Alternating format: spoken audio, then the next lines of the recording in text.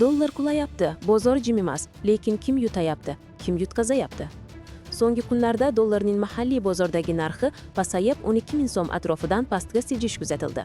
Bu nimadan darak? Birinchidan, import qiluvchilar uchun bu xarajatlar biroz yengillashi demak, keltiriladigan tovarlar arzonlashishi mumkin. Ikkinchidan, dollarda jamg'arganlar va valyuta kreditiga ega bo'lganlar ehtiyot bo'lsin. Kurs tebranishi rejangizni o'zgartirishi mumkin. Uchinchidan, bozor hissiyoti kuchli. Biror katta xabar, markaziy qaror yoki tashqi bozor tebransa, kurs yana yuqoriga qaytishi ham mumkin. Shuning uchun hozir eng to'g'ri yo'l shoshilmaslik, kursni diqqat bilan kuzatish va xarid-sotuvni reja bilan qilish.